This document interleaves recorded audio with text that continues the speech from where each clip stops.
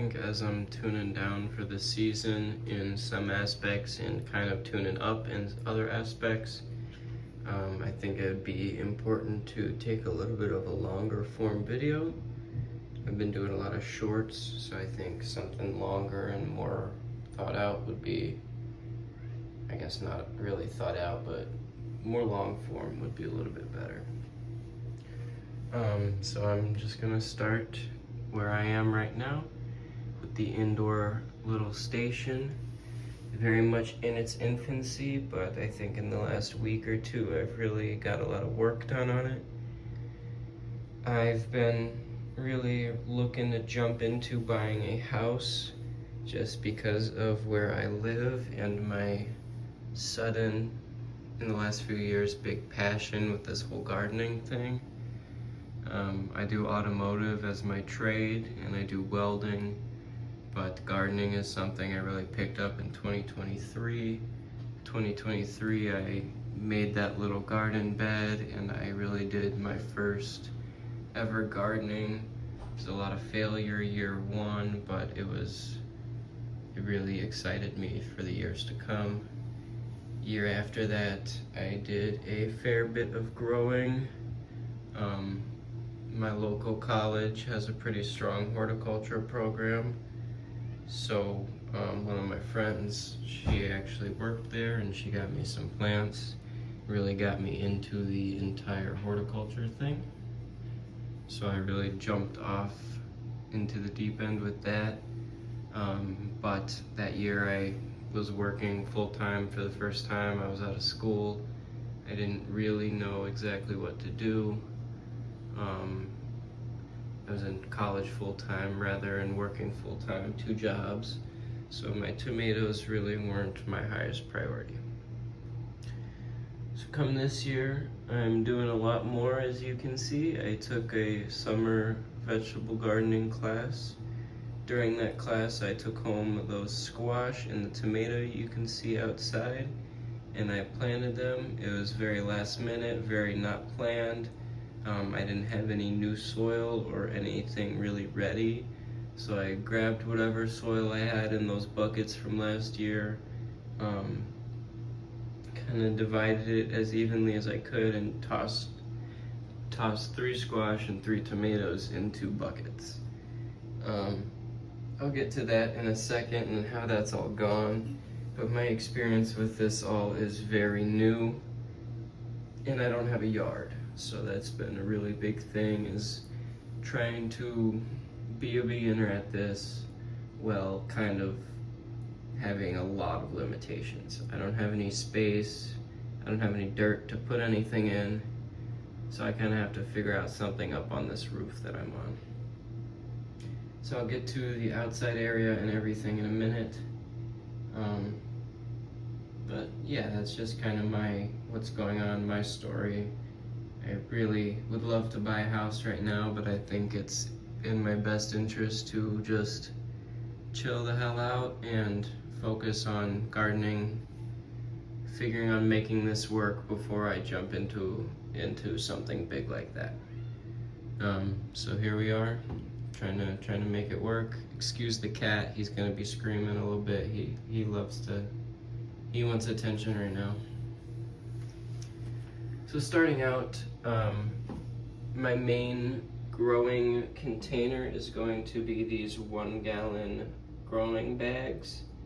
I figured they would fit pretty well, and they're basically the smallest thing I can get in the growing bag kind of medium. Any kind of other containers, these just fit really well. I chose to go with these little baking sheets because they fit my shelf the best. I roughly measured out this area, what would fit between where the step ends and where my door starts. This is my bedroom right here. So I wanted something that would fit here against the wall, and this space was being used for another little shelf that was here, so I didn't really want to step on any other space. I just took what was here, got rid of it, and put this here. So I don't want to be taking over the house. You know, I'm not the only person who lives here. So with that being said, I got a probably smaller shelf than I needed, but 30 inches was my limitation here. It's probably about 32, but that's what we were working with, and there's not really much with that 32 length that fit.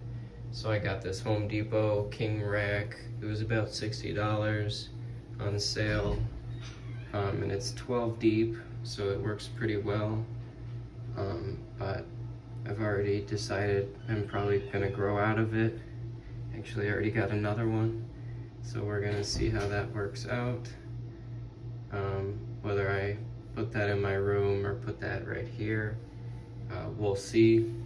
I went ahead and took this top shelf off and put it right there in the corner just to see the spacing, and that did actually fit. So I'm hoping that works, and we'll have room to put another shelf right there, and it can be a whole little grow corner.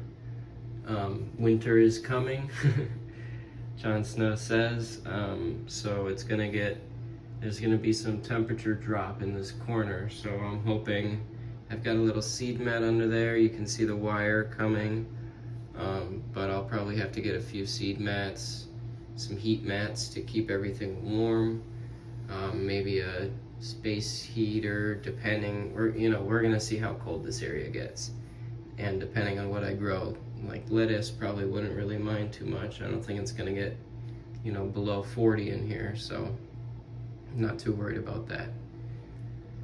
But yeah, that's kind of where we're at. Small shelves, so I didn't want to drip water everywhere. That's a big thing. I've already made a mess. We're gonna vacuum it a little bit. It's been a lot of setting up in the last few days. But I got these little baking sheets because I didn't want to create a mess. They contain the drip really well, and I got 10 of them for, I don't remember how much, but it was pretty cost effective. I was looking at other plastic options, maybe like food lunch trays. I saw a lot of suggestions online for things like that, but these were pliable. I can bend the material pretty well, so they seem to work out well. They catch the water all right.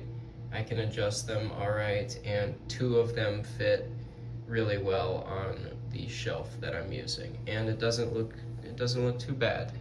Especially, I think this one is looking really nice. And that being said, it also fit my requirements with my gallon bags. I had previously used these bags, as you can see right here. I've got a few of them, and actually I had these 3 with the radishes growing on this shelf right here, right above the raised bed. I brought them inside just to see if the radishes would recover at all. They haven't, which, is okay. I didn't really expect them to, but, just wanted to see if maybe they would. Giving them a few more days. I don't really have anything chuck in there really at this time, so we'll give it a little bit more time. But that's where we're at. Just a few reasons why I've done some things. I've got the half-gallon bags because that's really the only step you can take under the 1 gallon. Unless if you want to do the little plastic containers, which are probably also, I think, half-gallon. But the bags are, they're pretty loose in form, so they'll comply. They're a lot more forgiving. They'll bend to your needs a little bit more. So I think this is kind of the most I could possibly grow out of one of these. This is a 2 gallon, which I'm planning to grow my Tiny Tim tomatoes, which is still probably 2 months out. Planning on doing those inside. I don't know how that'll do with the temperature once again. So we're just gonna see about that. But that is how we're looking right now. I've got a lot of hopes. I planted a whole lot different. I've got spinach, lettuce, I've got a whole lot, different squash, different tomatoes.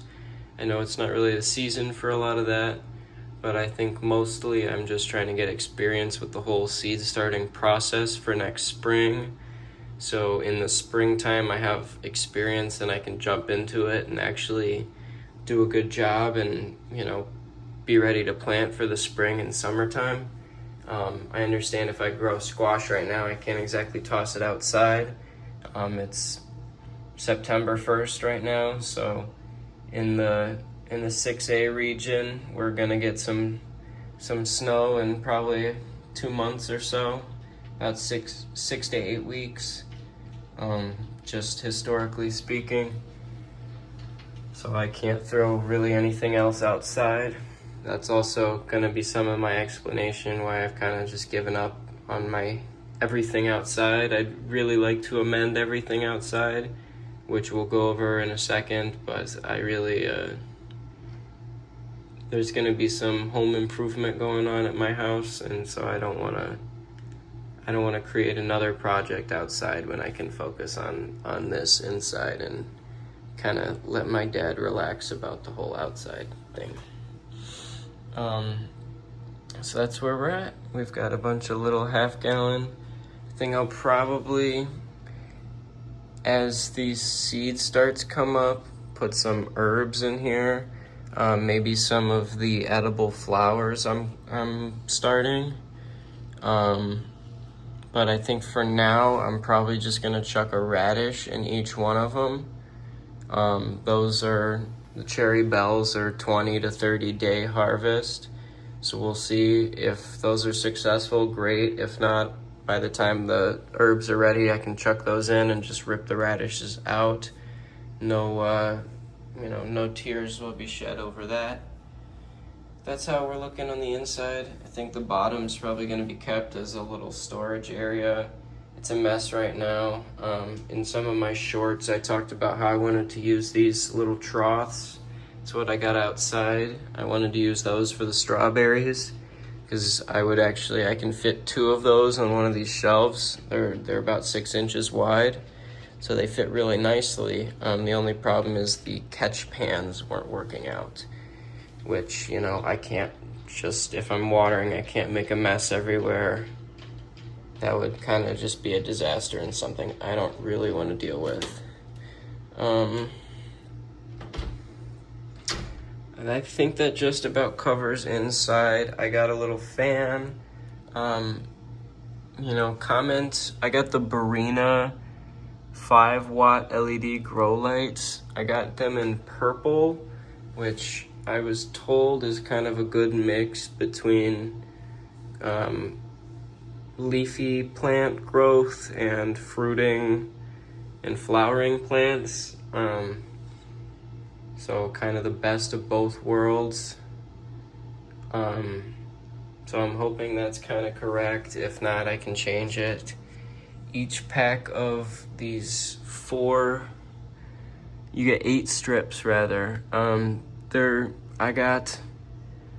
For what I got, I needed 1-foot strips just based on the nature of this shelf is only 30 inches, so I can't really get a 3-foot or a 4-foot. 2 feet is kind of the only thing I can do.